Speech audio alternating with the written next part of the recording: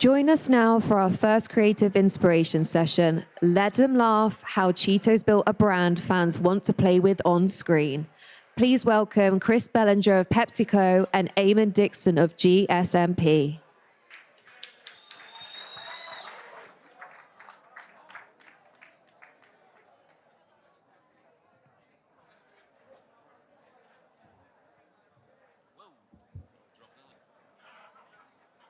Okay.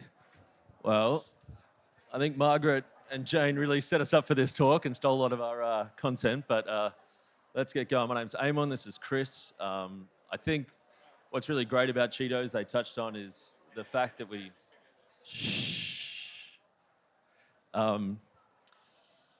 think Margaret and Jane really set this up well, this talk, because we're going to talk about Cheetos, and we're going to talk a lot about the long-standing relationship we've had between the client and the agency. And this kind of all started about 5 years ago when we decided to really embrace the mess, the Cheetle, the dust, and that would go on to win a Grand Prix for creative strategy here at Cannes.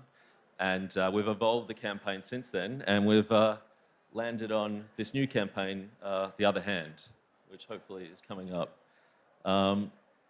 So today we're going to talk a little bit about how we got to this idea, why we leaned so much into humor, how we made a breakthrough, and then I think as CBH was just saying, how we turned a very simple idea into a huge creative platform. So this is a bit more interactive than some of the other ones. I'm going to play the case study, so you guys have got reference. Oh no, the sound. All right, the sound's not working. I'll just go to the next slide. Okay, so it was all rooted in this this insight that 99% of people eat Cheetos with their dominant hand. Chris, what did you first think when you saw this insight in this campaign? Well, it was funny. When they first presented the insight, it was kind of one of those you look at and you're like, hey, this is bullshit. There's no way that this is true. And then really quickly, you start to think about it and you're like, well, I guess I do eat my Cheetos with my dominant hand. So it was just a super simple insight that made a ton of sense, and it did make everyone in the room kind of give that, yeah, I guess that is pretty true, and that is something that people are actually going to do, and it felt a lot more human-centric than some of the other stuff that you see. Yeah, and I think it was also interesting because this was something we picked up when we were doing our social listening, and then when we took this into testing and showed it to consumers, they had exactly the same reaction you had. They started talking about how they fold their socks with their other hand, or they drive a car sometimes with other hands. So it was really felt very relevant to people, but it also felt like something that they could see themselves in. But outside of relevancy, obviously, we're a brand, as Margaret was saying, steeped in playful mischief, and I think we really wanted to sort of push the limits of the executions and try and make them as fun and breakthrough as possible. And I think we did that in this campaign. There were some things like a plastic surgeon, for example, that used her other hand, or even this stunt that we did in New York. But Chris, why don't you talk a bit about how pushing these ideas and making these platforms feel a bit more breakthrough really help engage with people? Yeah, I think what you guys did from the other side, being on the inside, you get to see a lot of these ideas. And a lot of these ideas get presented a ton of times. But having it really rooted in that core brand platform is what made it a lot easier to say yes to a bunch of them. And including anything other hand feels really nice and really easy to fold into. So the out of home came really naturally to it. Not only that, the brand's front and center, it's exactly what's there, it's eye-catching. And even on some of the other executions, like the Sphere on the next one, where it came in to be like, well, we're not just going to advertise on the Sphere, let's actually try and break it. And we know that their team had a little bit of apprehension about the Sphere malfunctioning, but the idea that it was designed by the other hand made it make total sense, and it was a lot of fun to play around with it. Yeah, I remember one of the calls with the developers from the Sphere. There's about 15 of them on the call, and they were trying to process how a brand or an agency would want to put the worst possible thing on the world's most expensive media placement. But it was also a really good example of this campaign was already up and running. We had it going. We had a film and our out of home and our social, and then this opportunity came up. And because we had this brand platform and because we had this sort of very clear idea, it was easier for media really to jump on board and just to play with it as well. Yeah, and it's rare that you have something where the goal is to make it look worse and to make it just look incredibly like it is broken and to keep pushing it and get something and be like, well, it doesn't look shitty enough. Like, does it look like it was done with the other hand? And so it's a lot of fun from a creative perspective, especially when you own the brand, to be able to push the brand and try and break it. And having a core idea that still ties into that natural human behavior made it a lot easier. Exactly. I think another big part of this campaign, which was something that came afterwards as well, this is Rich Silverstein, the famous Rich Silverstein here. And if you know Rich, you know that even if you're not working on a campaign, if he's not working on a campaign, he is actually working on the campaign, so we're in the agency. And so he loved this campaign so much that he worked with our internal design team, which he renamed Silverstein Goodby and Partners, which was very clever. And he got the whole team together and they worked on this terrible font, just to echo what Chris was saying. And this was sort of this other evolution of the campaign, really going very hard into a passion point, in this case, design and typography. But again, what did you think of when we brought this proactive idea to you guys? Well, it's funny because the Goodby team came to me on the side and said, "Hey, we've brought this up before. The brand team didn't bite on it. What do you think?" And I was like, "Well, why wouldn't we do this? This sounds like a ton of fun. Let's just go ahead and take a big swing on it." And so we found additional money on the side that was separate from the brand team money. We put towards this. It was actually done on a super cheap budget. And it ended up being something that kind of blew up everywhere. And so it was really cool to see, and people could actually download it. You were able to take over other websites that could do it. And again, it just felt so natural as a continuation. It was one of those where it was, hey, bring more of these ideas and let's reset the bar on the type of stuff we want to execute. Talk a bit more about that, because we always have a lot of ideas internally. We always have budget constraints and we're trying to figure out how to do things in time and on budget. But sometimes ideas go outside of that. Just interested to hear your point about those ideas that are a bit outside the bounds but could end up being something really special.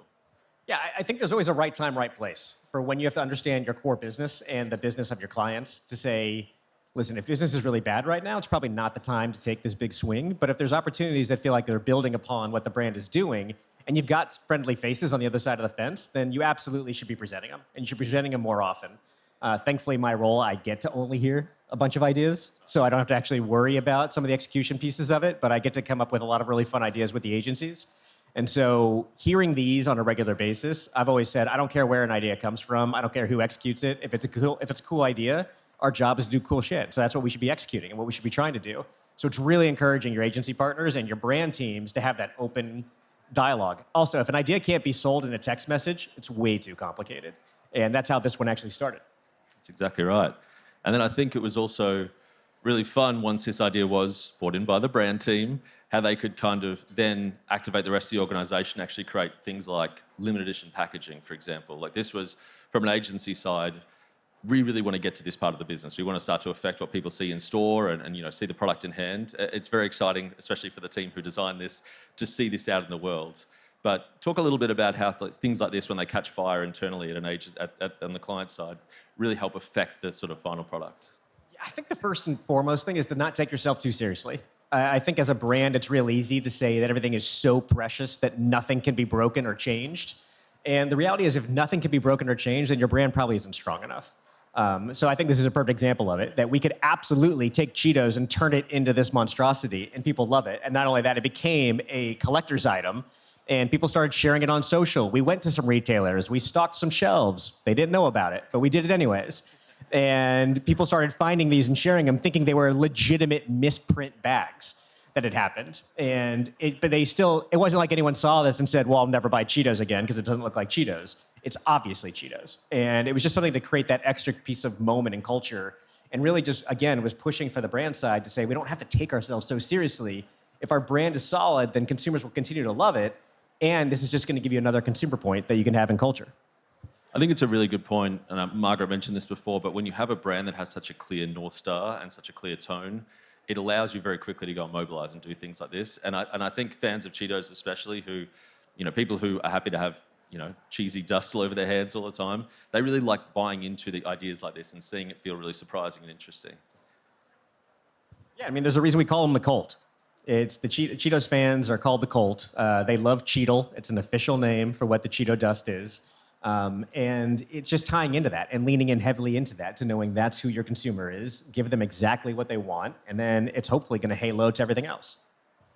So in your mind, if we start thinking about how other brands could pick up on an idea like this or take a very simple insight, like 99% of people eat Cheetos with their dominant hand, some rules or some things that you might want to keep in mind that could help really make sure that they stay focused and obviously keep the tone of the brand at the center at all times? Yeah, I think it's if you have a core, simple idea that can be translated in a text message, then it's got something big. The moment that someone starts to build on an idea immediately, you feel like you have something else going. If you have to explain the idea and explain why I should like it or why I want to do it, then you've immediately lost everybody. I think too, on our side of the fence, the brand side and being on the inside, you're always a little bit worried about what's going to happen and what the results are going to be. I think that as we continue to try and push, we've had this conversation internally at PepsiCo about how we need to be a lot more bold. We need to take much bigger swings, and we need to look at it not from what could go wrong, but it's more so of like, well, what's the worst that could actually happen? And the reality is, I think even we take ourselves a little bit too seriously about what the impact some of our stuff has. And so we should be taking bigger swings. We should be having more fun with what we do. It's supposed to be fun. We're selling chips and soda and other components like that. So when you're looking at ideas like this, I think it's well, what if we did do it? Not well, what's going to happen if I do? And we talk about the creative ladder a lot. And one thing we've started to refocus on our side is it's really not a ladder. It's more like a roulette wheel, because 7, 8, and 9 are real close to 1 and 2. And you have to ask yourself as a brands person, are you actually going to buy an idea that feels bold, that feels like it's going to be out there? And if you're not, then don't put your agencies down on a wild goose chase. If you're not a little nervous or you're not a little excited, then why would anyone else be? I think that's the biggest cue, too, is just wondering what's going to be happening with your outside brand team when people are not trying to watch your advertising. Then why would they care? If you're doing your own advertising for your own brand that you run and you're not excited, why would anyone else be excited? Yeah, I mean, it reminds me of when we first launched this It's a Cheetos Thing platform with the dust. And at the time, I think internally at the agency, we felt like that was an off. We weren't allowed to talk about that. It was off limits. It was something that was very divisive. And to Margaret's point, you could see it as a negative. And we found this way of flipping it to a positive with that original Super Bowl ad with MC Hammer. And I remember the first meeting where we presented it to Rachel Ferdinando, the old CMO. And she just said, that's it. That's the thing. And it just, that level of trust and partnership and being able to sort of take those risks has unlocked the last 5 years of work that we're very proud of at the agency. And obviously this relationship that we've built with you guys, where an idea where we're going to go and make the shittiest things out in the world because of our product is a lot of fun to play with. So, And one last thing for all the agencies in here, for your brand teams, if you're nervous about presenting an idea that doesn't feel like it's on strategy, put it into a wild card bucket. It's a safe space for an idea to be that just is one that you guys are super passionate about, that you love, and it may not be on strategy, it may not feel fully like it belongs, but I promise you 9 times out of 10, we are looking for ideas like that because it's still true to the brand and it still feels like it's on brand. So just bring more of those wild card ideas in. We've been begging for them. I know you guys have brought a bunch of them to us. And I can guarantee you your brand team has a lot more appetite for that than maybe you're giving them credit for. great. Well, thank you very much, Chris. Thanks to everyone here. I think we're going to pass it over to our Gatorade friends next.